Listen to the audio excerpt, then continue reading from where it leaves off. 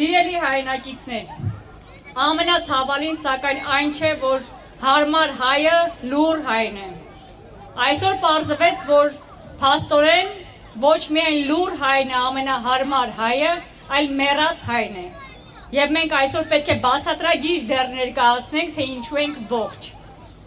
Սիրելի հայրենակիցներ, այդ բացատրագիրը նույնպես հունիսի 7-ին համար 3 քվյաթերթիկով մենք կներկայացնենք, թե ինչու է հայը ողջ,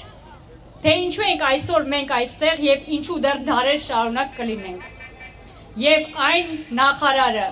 ով որ պահանջել է այդ բացատրագիրը, դեռ ինքը բացատրագիր ունի ներկայացնելու, թե ինչու են օկուպացված ադրբեջանցիների կողմից այսօր Հայաստանի տարածքները։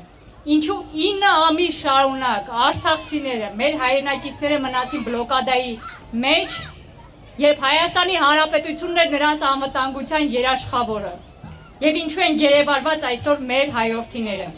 Այդ բացատրագիրը դուք դեռ պետք է ներկայացնեք։ Սիրելի հայրենակիցներ, հիշում եք հունիսի 7-ը նաև ինչ օր է։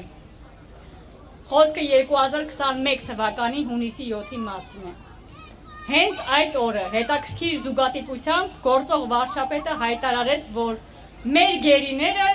դեռ մեզ կներեն մի քանի ամիս ավել գերեվարված մնալու համար։ Սակայն ինչպես տեսնում եք, արդեն 5-րդ տարին մեր գերիները մնում են գերեվարված, ավելին հայորդիները գերեվարված ավելացել են Ադրբեջանում։ Իդեմ Ռուբեն Վարդանյանի, Դավիթ Բաբայանի եւ մյուսների։ Եվ այս տարվա 2026 թվականի հունիսի 7-ը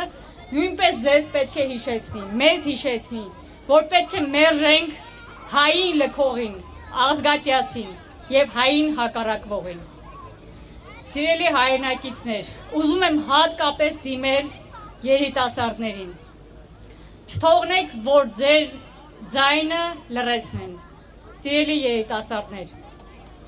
այսօր ես գիտեմ, որ այս էժանագին սցենարներով, շոուներով և քաղաքական սկանդալներով ձեզ զզվեցրել են։ Ամեն ինչ անում են, որ մինչև կոկորդը կուշ լինեք ցանկացած հարցից և դառնաք անտարբեր։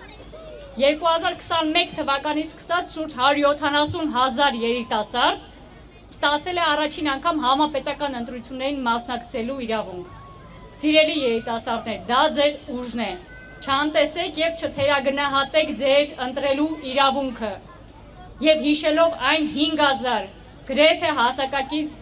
ձեր հայրենակիցներին, ովքեր ժամանակին իրենց ընտրությունը կատարեցին հանուն հայրենիքի, բայց կյանքի գնով, խնդրում և պահանջում եմ, հունիսի 7-ին կգնաք և կիրացնեք ձեր ընտրելու իրավունքը։ Նույն կոչով դիմում եմ նաև մեր պետական ծառայողներին։ Սիրելի պետական ծառայողներ, ոստիկաններ, դատավորներ, ես գիտեմ, թե ինչքան դժկամությամբ և հիասթափությամբ եք դուք ամեն օր գնում աշխատանքի, որովհետև ծառայում եք մեկ մարդու կմահաճույքներին։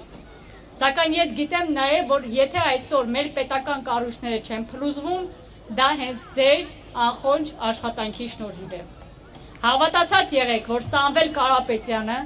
առաջին իսկ օրվանից լծվելու է մեր երկրի շենացման գործին, աղքատության հաղթահարմանը, մեր երկրի վարկանիշը բարձրացնելուն և հայի արժանապատվությունը վերականգնելուն։ Եվ այդ երկար ճանապարհին հենց դուք եք նրա հիմնական դաշնակիցն ու գործընկերը լինելու։ Եվ դուք ամեն օր հաճույք եք ստանալու ձեր առաքելությանը ծառայելու համար։ Եվ ոչ թե մեկ անձի, ով պողպատյա մուրճով խոստացավ իրավունքի դիկտատուրա,